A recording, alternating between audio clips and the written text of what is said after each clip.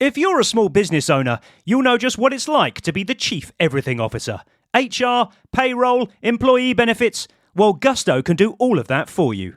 Gusto is online payroll and benefits software built for small businesses. It's all in one, remote friendly, and incredibly easy to use. It's quick and simple to switch to Gusto. Just transfer your existing data to get up and running fast. Try Gusto today at gusto.com/lockedonsoccer and get 3 months free when you run your first payroll. That's gusto.com/lockedonsoccer. The world's biggest soccer tournament has arrived, and you can trade the entire tournament on Kalshi. On Kalshi, you can trade every match from the opening stage all the way to the final. On Kalshi, you're trading against peers in a live market, meaning there's no house. And as the probability changes, you can buy in and out of your position. For a limited time, download the Kalshi app and use code CUP26 to get $10 when you trade 10. KALSHI, Kalshi. Trade the beautiful game. 18 plus only. Restrictions and eligibility requirements apply. Event contract trading involves risk and may not be suitable for all investors. Prices, values, and available markets may differ from those mentioned. For more information, see kalshi.com/regulatory. This episode was recorded before the recent sad passing of ex-manager Kenny Jackett. Ladies and gentlemen, welcome to Achtung Millwall. Broadcasting from beautiful South Bermondsey, it's the #1 Millwall podcast. Accept no substitute.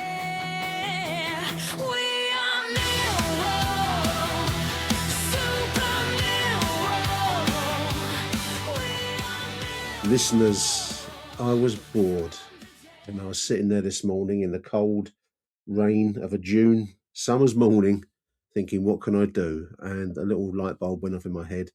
That's revive the old Listed Lions shows. First volunteer to come on here is show regular Michael Avery. Welcome to the summertime, Michael. Thanks for coming on, mate.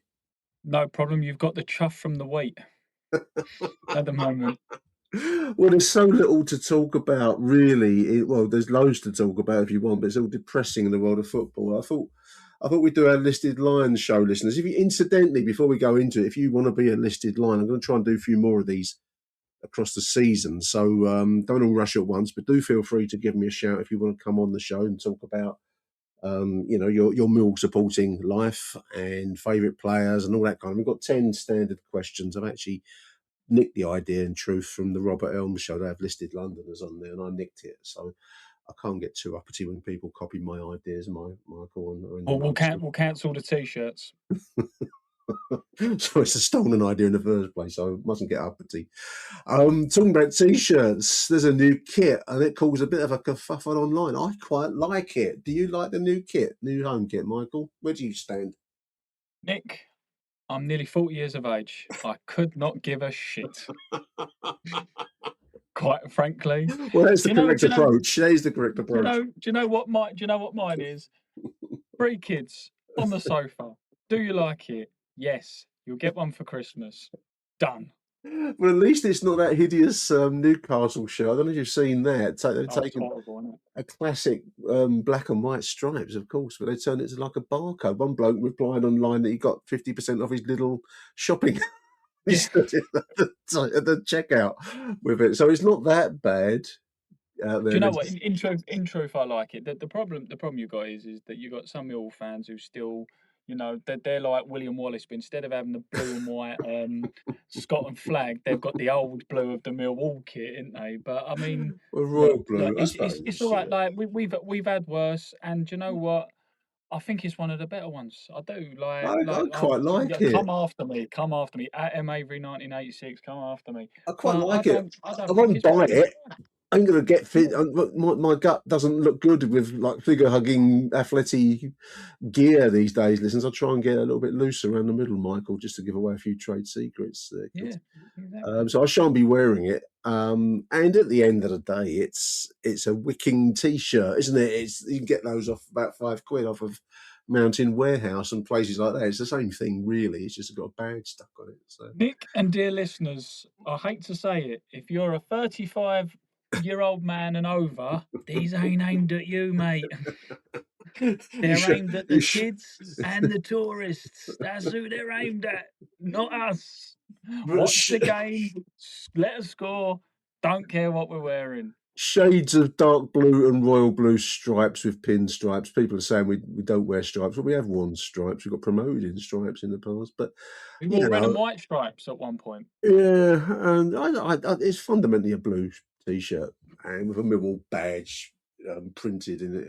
I don't know. And it's a sponsor who's probably going to go bust in 2 years in the again. So, well, I mean, it's always the quality of these things. How well do they wash up? Because Wiggett can become, I don't know, Wiggett with one T quite quickly, can't it? Or Waggett or something, quite fast with a good hot wash. So yeah, Wiggett Grupp sponsors Millwall.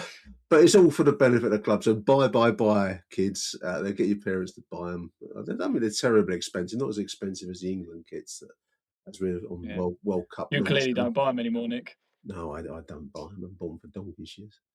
But I will. Well, I don't know if I'll be going to Father's Day carvery and a behind the scenes look at the den. But that's another commercial idea, Mike. To go along to the restaurant at the den, have a Father's Day carvery. All joking aside, it's actually not a bad idea. I think it's a nice commercial idea in the midst of summertime. Making use of facilities on an otherwise dead period for the club. So if you're interested, Father's Day's looming.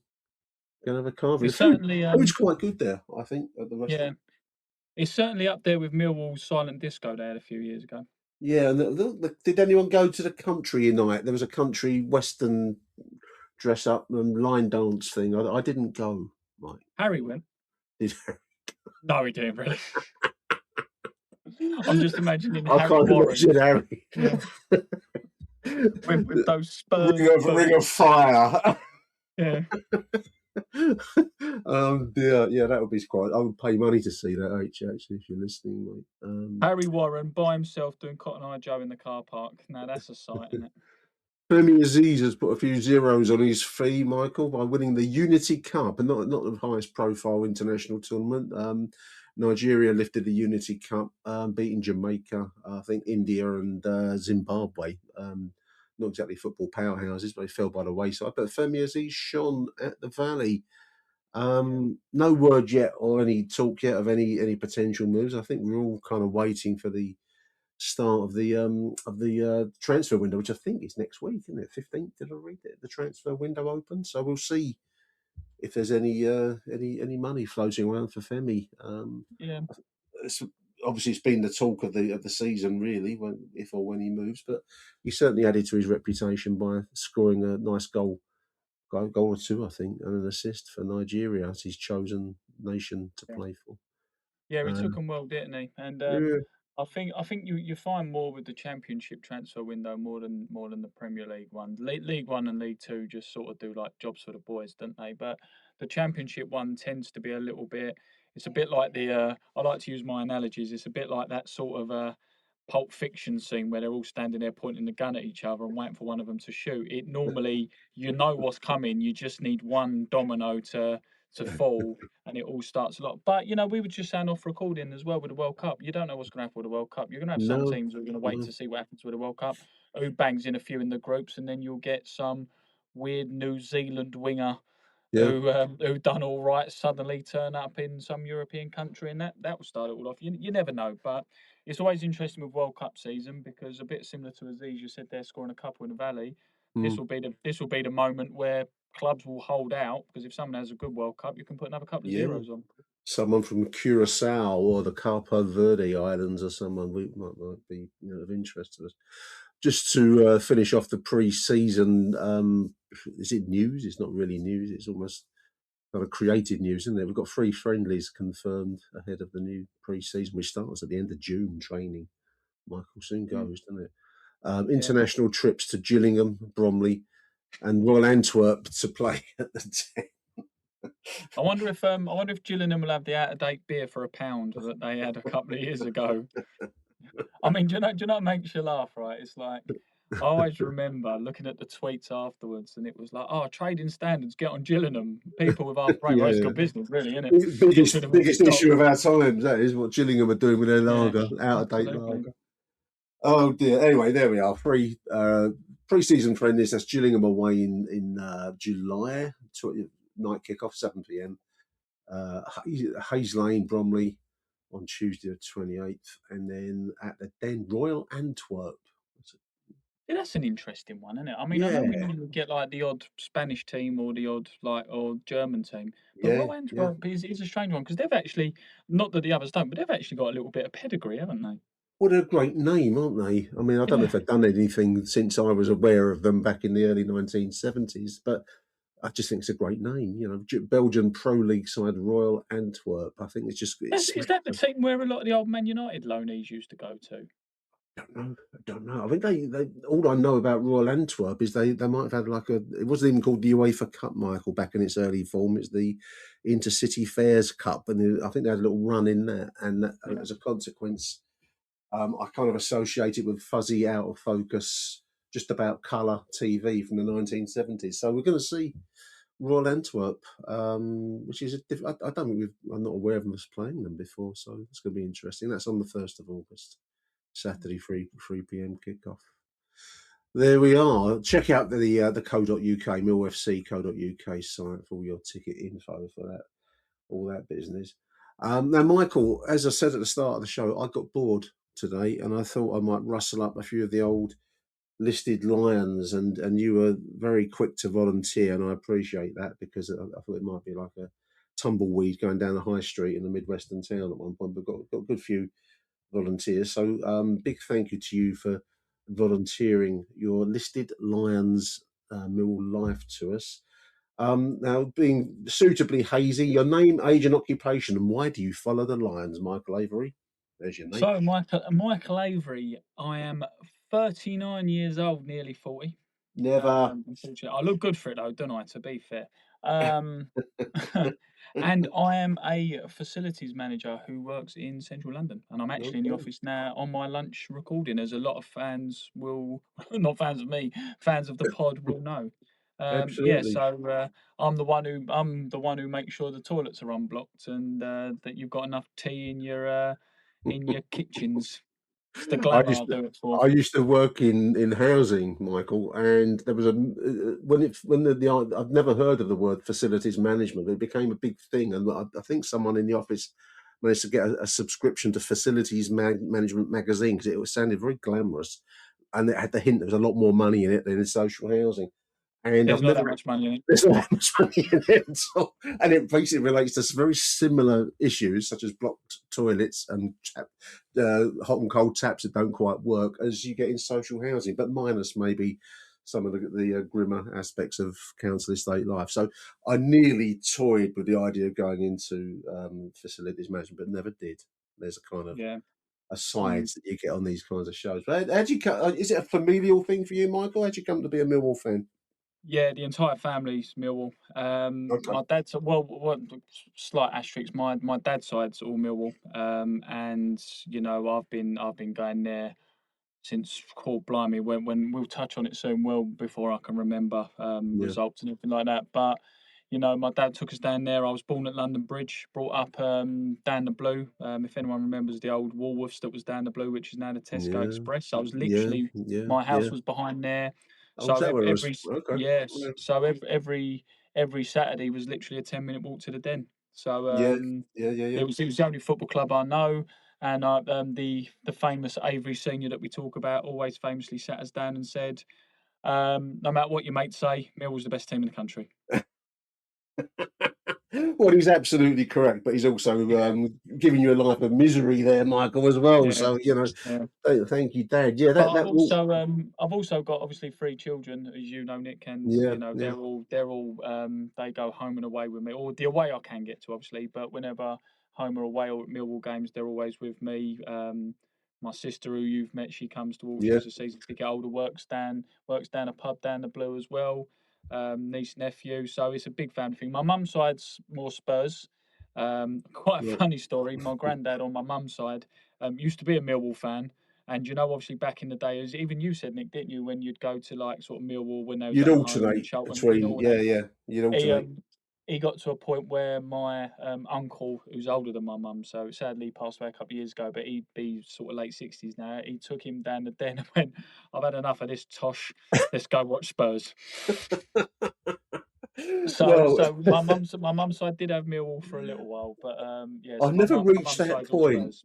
It was different times. I mean, from where I lived in Nottingham, it was easier, to be honest, a lot easier to get to Charlton than it was to get to Millwall, which was a bit of a difficult journey from where we live. But something in me said that once you say you support a club, you should stick with it. And it's kind of cursed me my whole life, really. That strange sense of loyalty. It's held me in situations I should have got out of. But maybe a bit like your uncle. Maybe I should have chosen not Charlton. I think if you get a choice, you should aim for something a bit higher than the one that you're born into. But as for a familial link, we do have a lot of that because we're not a club that's ever going to be glamorized around the world. So you don't get that kind of not much of the people choosing from afar to follow the Lions because Well, there's no. I'm sure We're much more familial yeah, as a fan base. And I'm sure I've told you, I've said this story on the pod before, and I've obviously told you, Nick. But obviously, there's, my eldest son. For anyone who knows me and knows my family, my eldest son was nearly 8 weeks premature. Right. He was okay. He was all right, but he obviously had to stay in hospital, like do bits and pieces premature babies have to do. Look, things they would do when they was in the womb, should we say? Yeah, You have to do out of it. You got to sort of train them. And my dad, bless him, when he was born, he brought up a little lion, and he had that in the cot with him. He had a little football and all that. And then I've told the story of Neil, a signed copy of his birth certificate by Neil Harris when Neil Right. Harris was Oh, at the club. wow. Because my son's name's Harris. I sort of half said it, half tongue in cheek, when she was pregnant with him, and it sort of stuck. And he was with. That's how we got the name Harris. Yeah. And Neil Harris found out about it through a friend of a friend of a friend of a friend who knew Neil Harris. And Yeah. he said, well, if we can, like, this was without me knowing about it, if you can organise getting a photocopy of his birth certificate, I'll sign it for him. So we've got a framed copy That's of his birth fantastic. certificate with like follow your dreams, Yeah. love Neil Harris, number 9. That's So fantastic. We do that kind of thing. I say we because I know you were in the MSC for a long while, but we as a club, and I include everyone, the staff, the players, the fans, but we do stuff like that very very well, don't we? I don't know about other clubs. Don't pay them the same amount of attention, but we do little moments like that, and that's a brilliant story. I love that. yeah. But yeah, no, I mean, you can't beat that, can you? So, what was your first Millwall game, Michael? So Can you do you know remember? what? Memories? Like I said, I'll be honest with you. I was too young to remember the games themselves, but I have Yeah. vivid memories. Literally, you can still sort of feel it and smell it around you. Of being at the old den, your dad carrying you Mm. over the So fence, and you were aware of it rather yeah, than yeah. remembering details. I think that's fair Yeah, of enough, course, isn't yeah, it? and I remember me and my cousin when we were like me and my cousin are a similar age. We'd run to the front by the fencing and look at the fencing, and Yeah, then after about yeah. 10 minutes, our legs would hurt, so we'd run back up the top, and Or you get you know, bored. or we get bored. But what my dad and my uncle, you'll see the famous pictures of the yellow barriers, obviously, on the Yeah, yeah, terrace, yeah, and yeah, literally a memory I have, as if it was yesterday, was me, my cousin, sat plonked on those yellow barriers with yeah, my dad and my uncle holding us on there, and obviously leaning back on them. yeah. So games specifically, I think these Mill fans or fans who go, yeah, I remember when I go in when I was 2, and I remember the sub in the 61st minute. You didn't even remember your own name back then. Let's not beat around the bush. But with Millwall, it's like you were just saying there. A lot of Millwall's moments. You remember games, but you remember moments. And for Moments. me, Yeah, yeah, and for me, like those memories, they mean a lot because obviously, family issues we've had over the years, yeah, yeah, and that kind of thing. And the fact where we've got generations and generations and generations of fans who wish they was at the old den, and they never were, and we remember these. So again, as Mill fans, we've got to treasure these moments. And Well, when yeah, the old den was being torn down, I remember they had that big sort of like family day or that event. Go on the pitch and get the square of grass yeah, yeah, that you can yeah. put in your back garden, all that kind of thing. And I remember taking a penalty against a reserve team goalkeeper when I was about 4.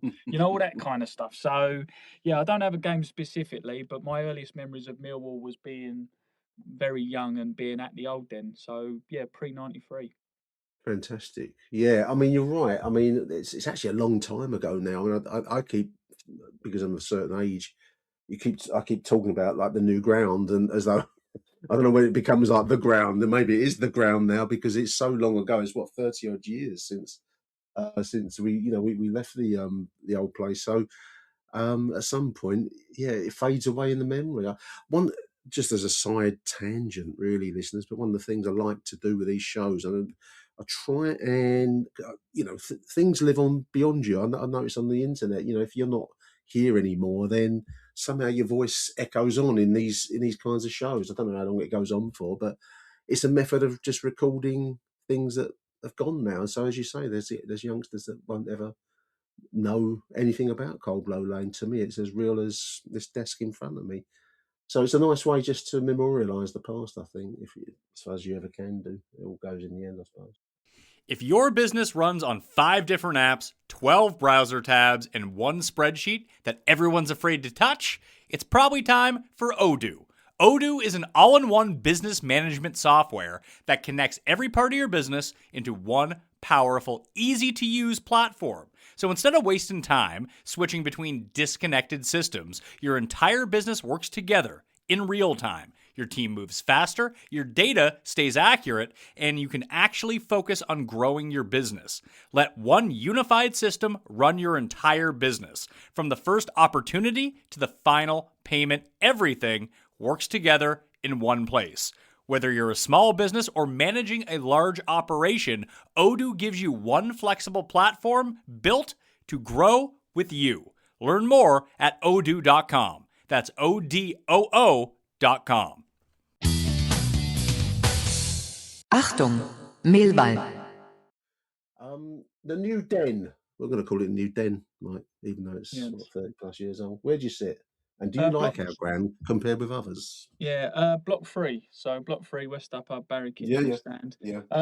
We went through a phase years ago, me and my dad, where we would go Mill every week. So we've been going Mill every week for years, but we never got a season ticket because we would go. We don't want to be tied down. Sometimes you can feel tied down and pay for my ticket. Yeah. And so I remember there was a period where we went literally like every game for about 4 years. Yeah. Right. Okay. And we got to the point where it was like, we're actually losing money doing this. By paying on the day. By paying on the ticket. So we was always in that block 3, block 2 area. And we would move around within that area depending on where the paper ticket was. But then we just said, we went, do you know what? Let's give it a season, buy season tickets. See how we get on. It obviously financially works cheaper. It's a bit of a hit compared to doing it over monthly periods. And we've not looked back. And that was when I was about 16, 17. So, so I've had a season ticket probably more than half my life now.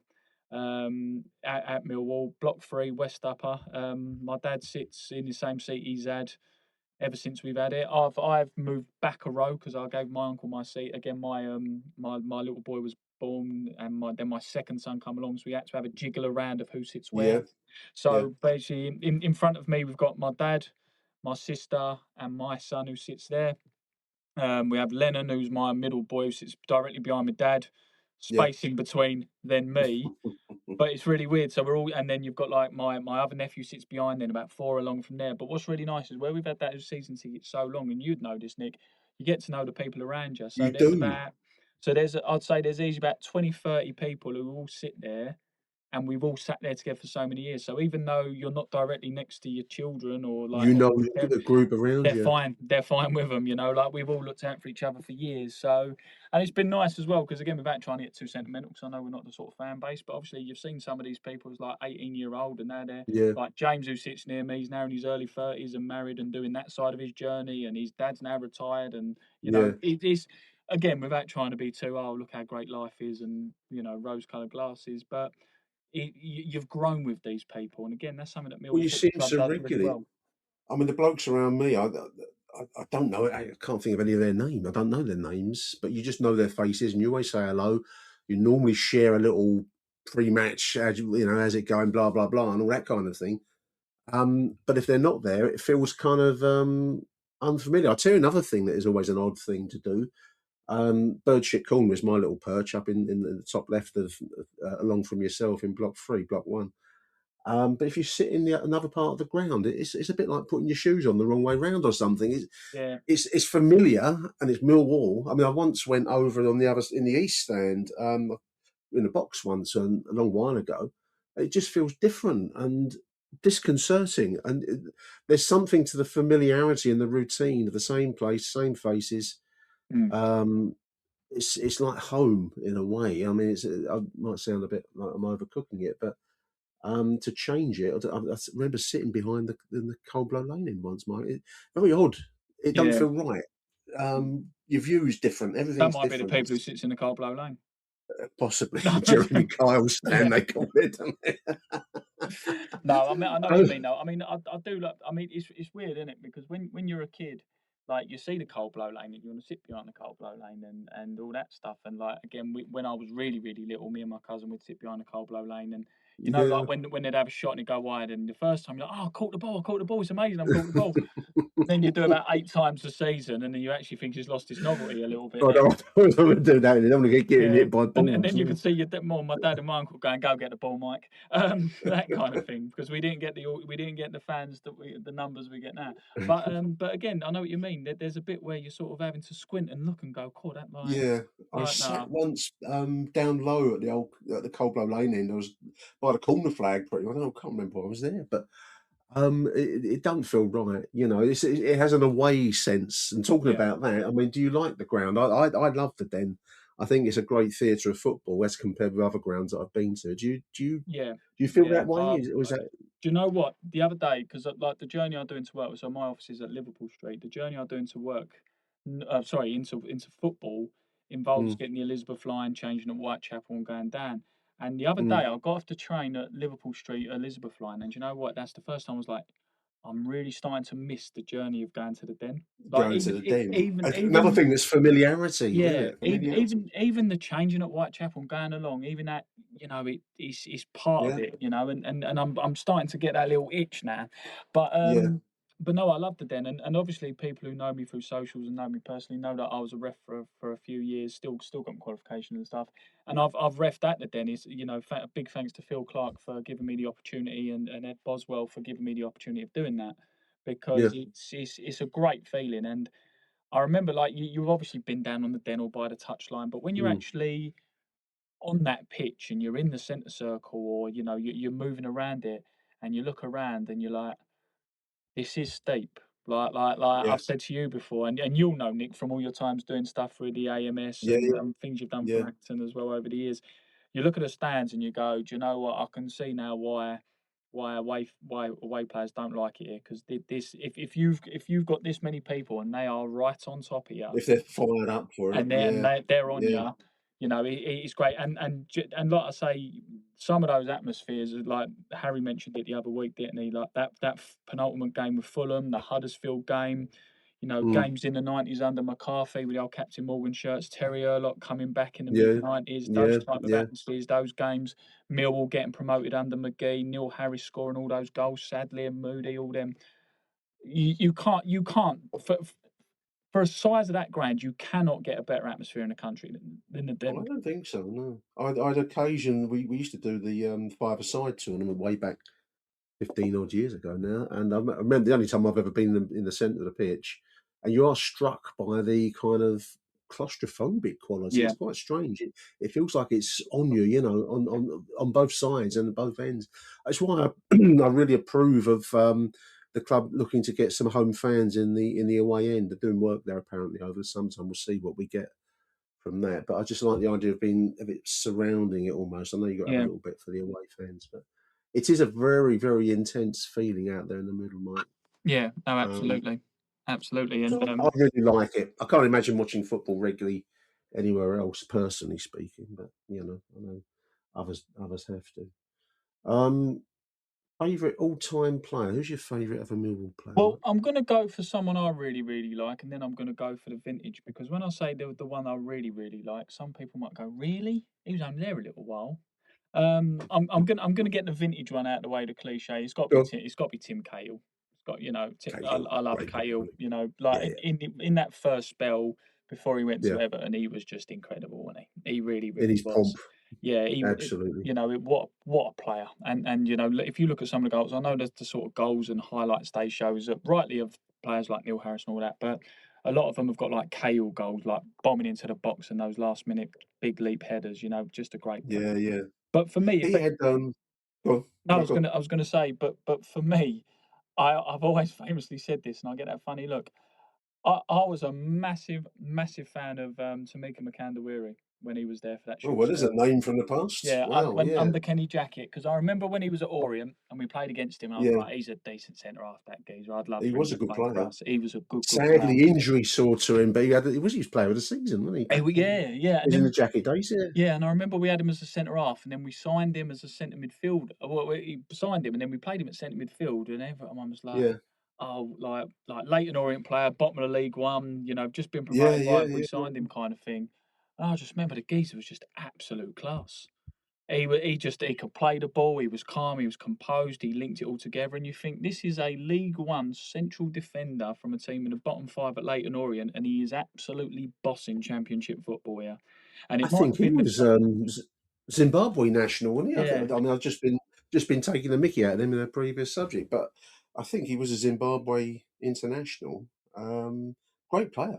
yeah, But injury did for him in the end. But that's an unusual choice. yeah. I like that. It might have been because I was like only 2021 or something. I was quite young in that impressionable age, but I just thought I was like just a no nonsense footballer, but he gets it done. What like a top player. And again, I always remember he that second season he picked up the injury, and I remember he went on loan to Southend, and listening to Lions Live podcast, Mm. they got Neil Harris on.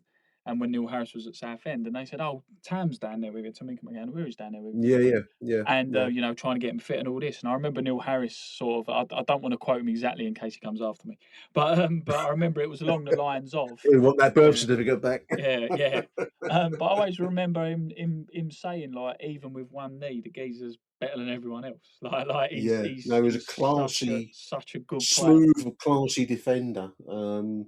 And it was such a shame. Obviously, we've had a few players over the years that lost to injury, but that was a shame. Yeah. Tam Makandawiri. It's a good choice.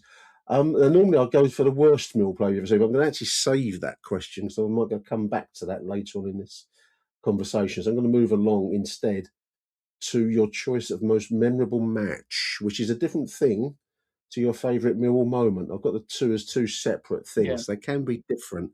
So match or moment, which way round do you want to play? You got Millwall match or Millwall moment? I'm going to go for memorable match. I'm going to go for the 3-3 draw at home against Wigan. Oh wow, we came back, didn't we? Yeah. Was that Last 10, Wisey's?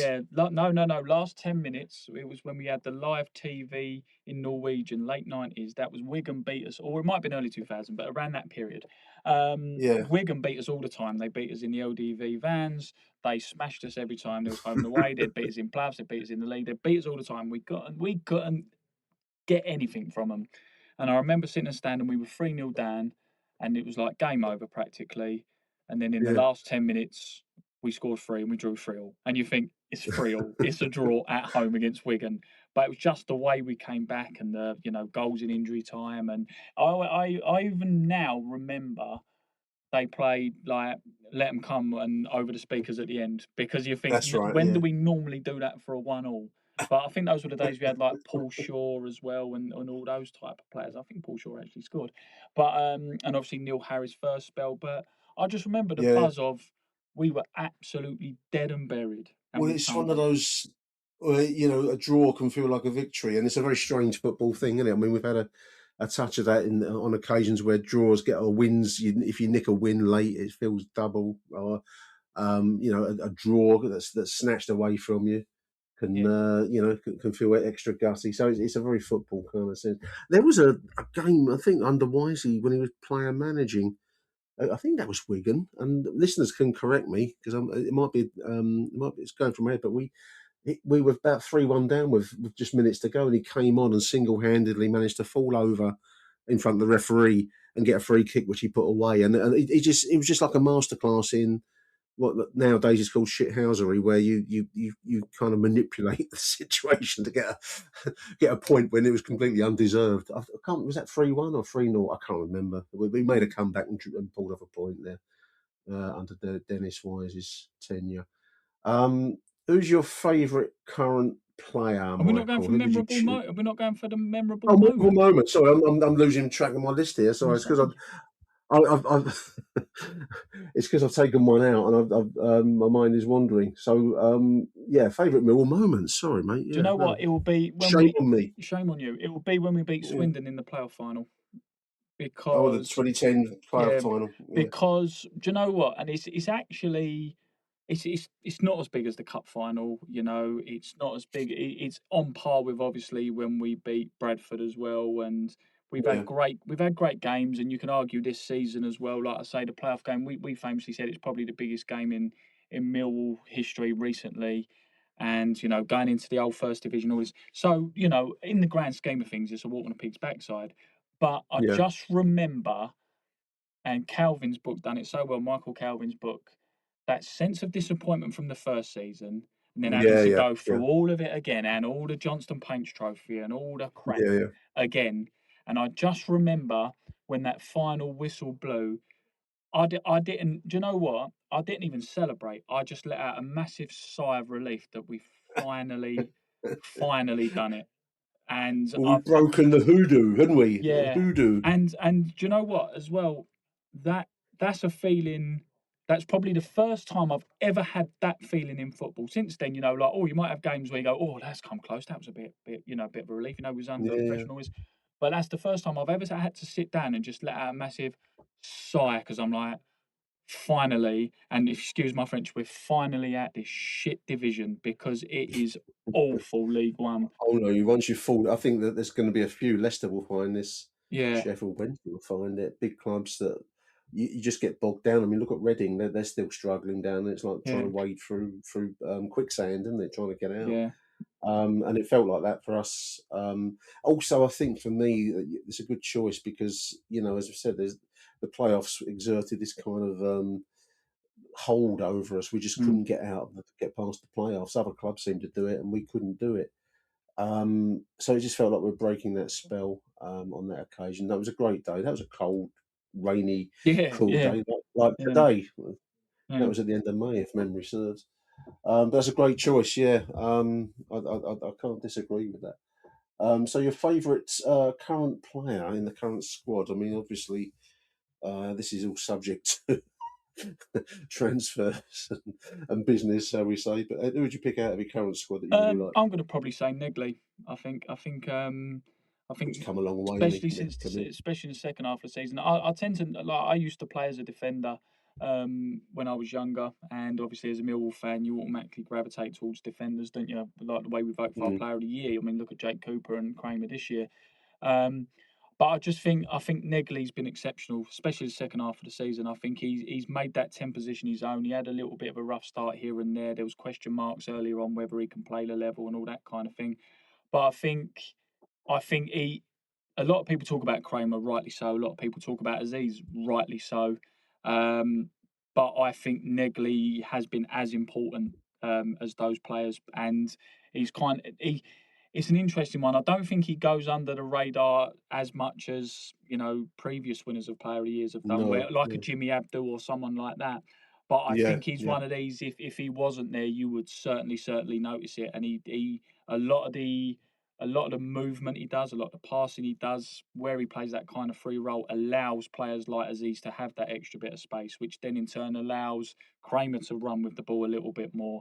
And I just think he's been a class act, and his ability compared to the majority of the rest of the squad, with respect, is noticeably of a high quality. I just think he's been a very, very good player this season. I agree. I mean, I'm hoping that we'll retain at least some of our talent, including Negley. We'll see as the summertime goes along. Because I think last season will clearly add to his value on the market. So we'll see. But he's come a long way in a fairly short order of time. Really, he's really developed himself. So good choice. Good choice. Your most hated opponent, team or player? Do you have hate in your repertoire, Hate's too Michael? strong an emotion. I just severely dislike certain teams. No, we're going to be cliche with the West Ham and Leeds United, aren't we? I mean, I just like I I never. don't hate them, do you? I don't hate I wouldn't them. say I hate them. It's funny watching bad things happen to them. I enjoy their discomfort. Yeah, absolutely. It's a different thing to hate, isn't it? I feel sorry for West Ham. I mean, I don't pity is a good emotion to have for a team you're meant to despise, but I find I feel sorry for them more than anything at the moment. And I never used to really dislike Palace that much. Did you not? Not overly, but like last season with the cup run, I thought, God, you're fucking just smarmy, ain't you? You know what I mean? And I when, think they've always had that. They've always had yeah, that. And same, I used to go to school with a lot of Palace fans, so they always got under my skin a little bit. yeah, I think that smug superiority that yeah. they have. And now, of course, they've got that silly European paint pot trophy. They got the vase. Well, show me the last of that, shall we? So, yeah, I don't know. Hate's not a good emotion in life generally, but I find I do enjoy West Ham's discomfort, but then I match that with some pity now. And also as well, I'm not going to lie. I just don't really like smug football teams very much. And one I always say in our group chat, they're not a championship team or anyone we've played any remotely in the last few years.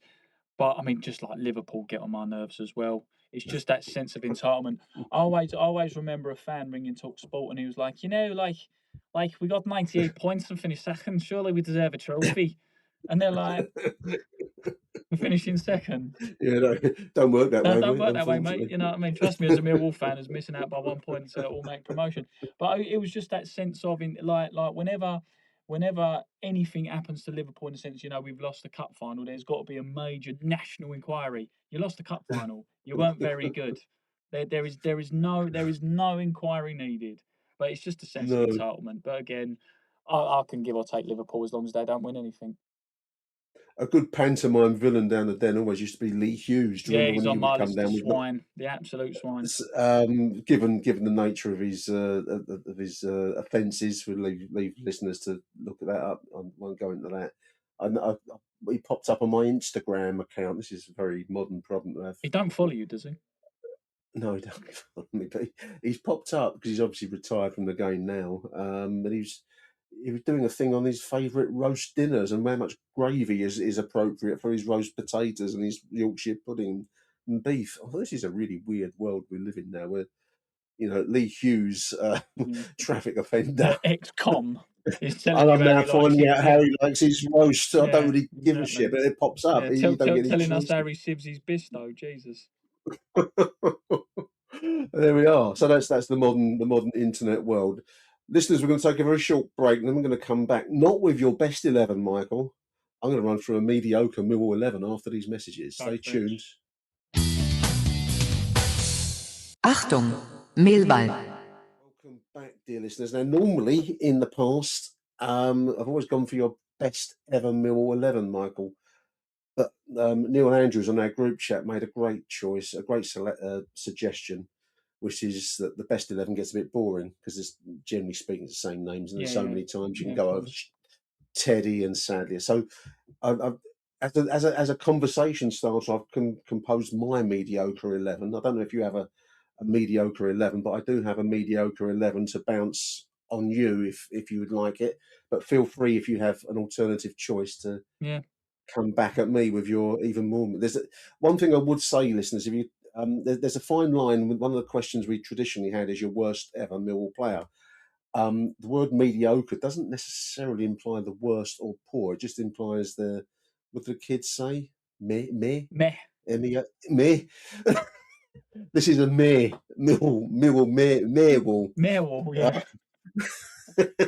So, just as a conversation starter, and you listeners do feel free to chip in if you want to come on listed lines. Do get your mediocre. I'll tell you what, you do one, and if I don't agree, I'll bang you back one. Go on, go. All right, then. Now this is like Desert Island Disc, because as soon as you name an 11, you can immediately come back with others. So in goal, I put Stephen Bywater in goal.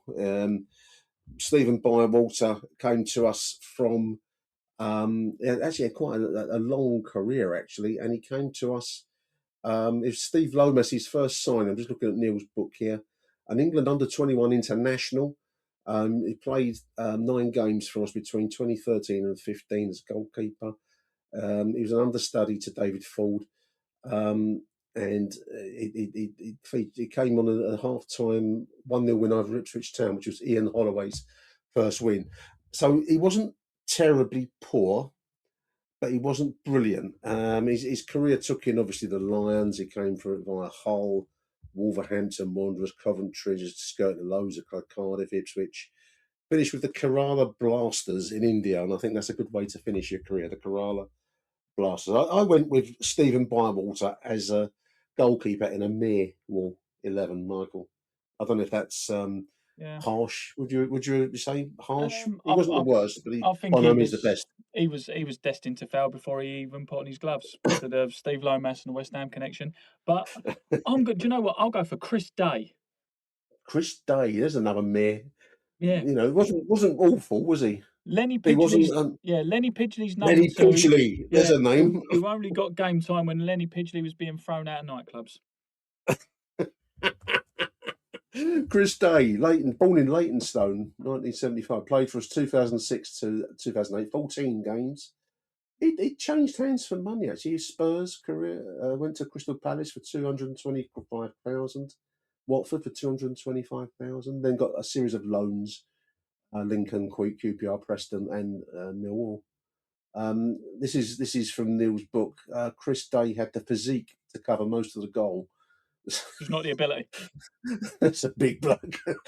Former England under-21 international. He was in the tumultuous summer of 2006. He joined us, vying with Lenny Pidgley for the number 1 slot in the full campaign. So Chris Day's a good choice in the Millwall. I've got a back line here for you listeners.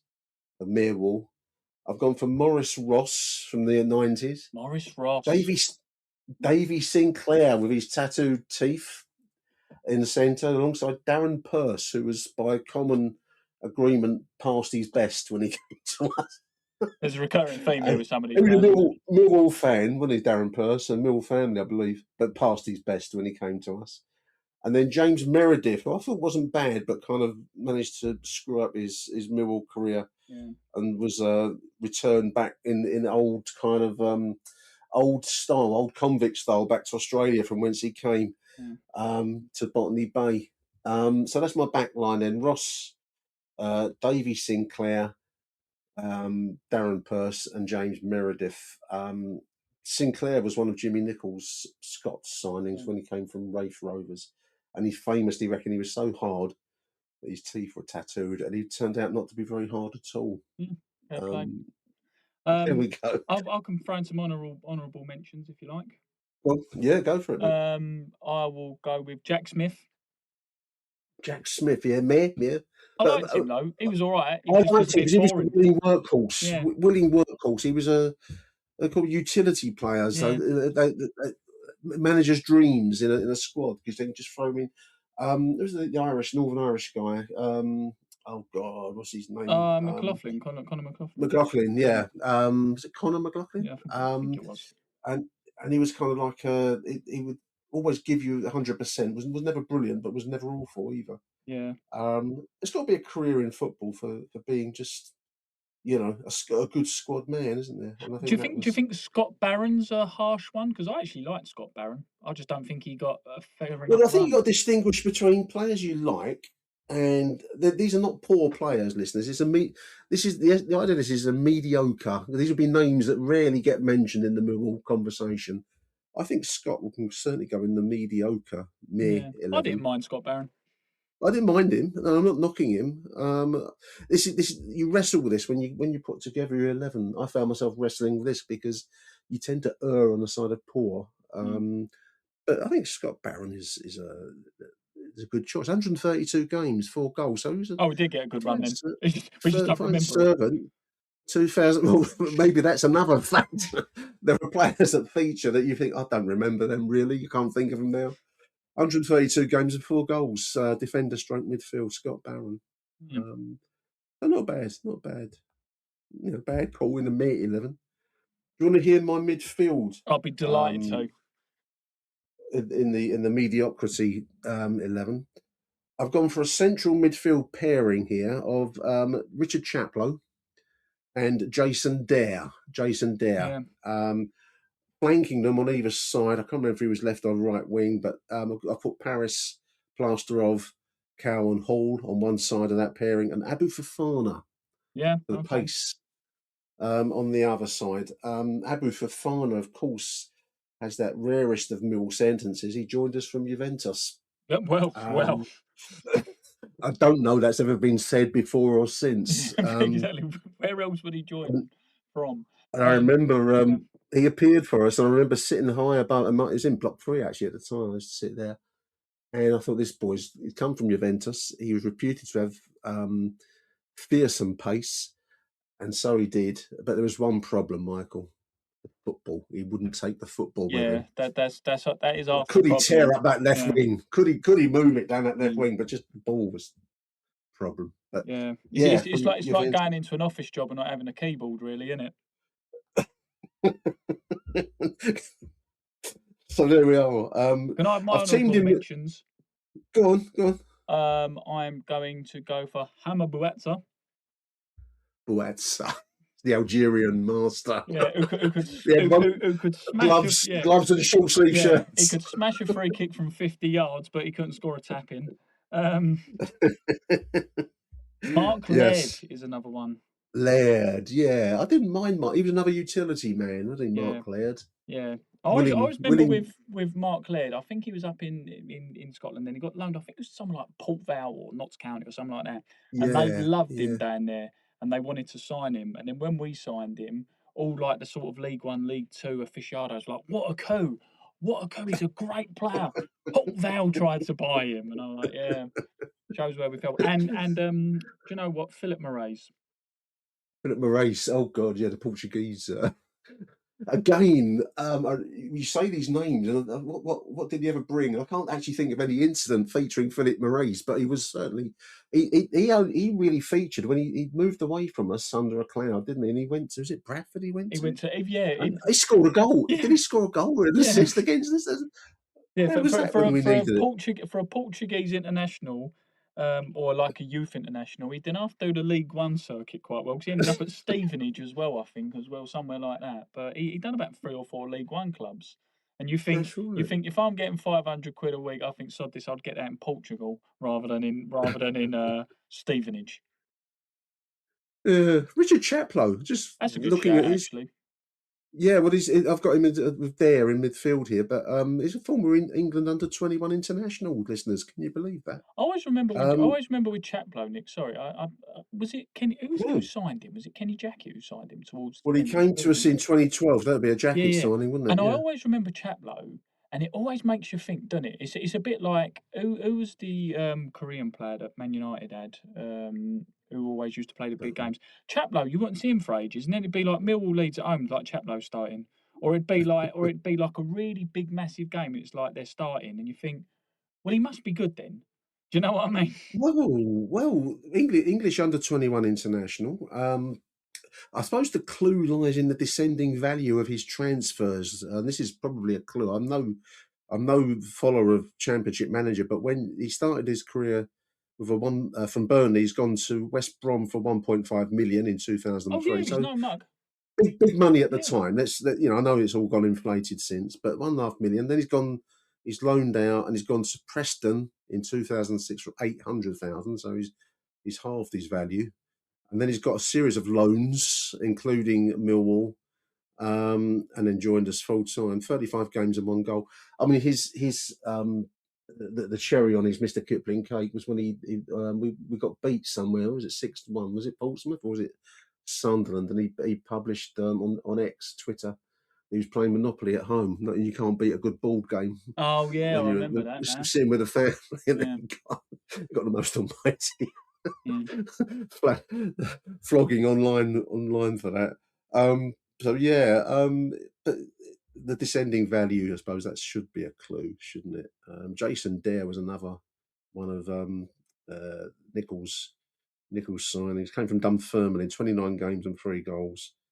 After his career, he's held various management jobs north of the border and worked as an estimator in the window industry. He's gone into double glazing. Yeah. Once the football. Adrian Forbes could be another one, couldn't he? Actually, there's loads. Yeah. When you start doing this, and I recommend listeners, if you ever get bored on a cold summer morning, like I was, just try and put together your mediocre Millwall 11. Not ultra poor, but not brilliant. Dave Mitchell as well. I didn't see Mitchell. Mitchell was a willing workhorse for me, and he did score goals. And I don't know if I could, hand on heart, put him into my Millwall 11. So I'm gonna pull you up on that one, Does Michael. make you think. It's harsh. That's harsh. Yeah. But you will get involved in these kinds of internal debates, as to who you like and who you don't. So up front, I've got a lethal front line of Carl Asaba. Yes. Played 24 games, 4 goals, even more goals than I remember. 2005-06. That was the season that featured the likes of Colin Lee. Was the old defender? I can't Richard think Shaw? of his name now. No management. We had about 5 or 6 managers. Willie Donachie. Donachie was knocking Spackman around. was there. I think it predates Spackman. It'll come back to Dave me. Tuttle. Harry's favourite player. Carlos Saba up front. He could have had a career in the financial world, listeners, having gained 10 O levels and 3 A levels, Michael. Mm-hmm. But with 6 months remaining of a course at Middlesex University, he signed full-time for Brentford, chasing the dream, and finished up at Millwall. He's now working as a car dealer. The world of finances lost car dealership. Saabs. And what a tagline. Alongside him, I've put a name from the past, because you can keep coming up with names and names. But I've gone for DJ Campbell. Anyone remember DJ Campbell? DJ Campbell. Ian Holloway's DJ love Campbell. child. Followed him everywhere. Dudley Junior Campbell. I never knew what that. I've just now found out that was the DJ part. Yeah. A former forklift truck driver who won promotion. Not knocking forklift truck drivers out there, by the way, listeners. So got to make a living.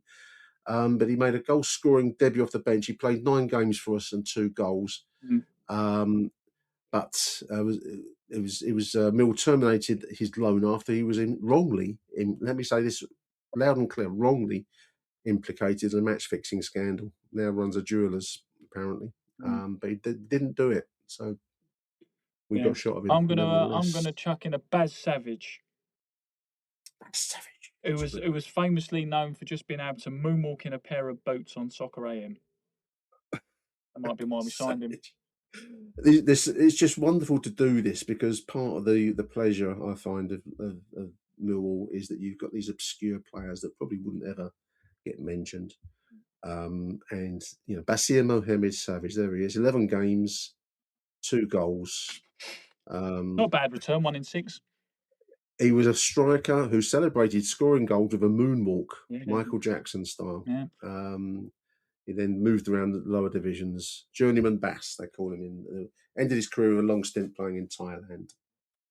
There we are. That's my mediocre Millwall 11 with good additions. So I think I might keep that feature, because it actually generates quite a lot of good, humorous conversation. My mediocre 11: Bywater, Ross, Sinclair, Pearce, Meredith, Fafana, Chaplow, Dare, Cowan, Hall, Asaba and DJ Campbell up front. What's yours, listeners? Do let me know. Come on the show. Come tell me.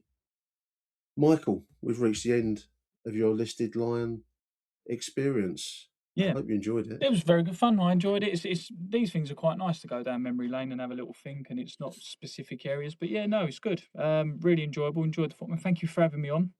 Making me relive some very enjoyable and also questionable moments. not so enjoyable. Also reminding me of Lee Hughes' goals against Millwall when Jay Simpson got sent off for celebrating as well. He used to do that kind of monkey hop like thing, didn't he?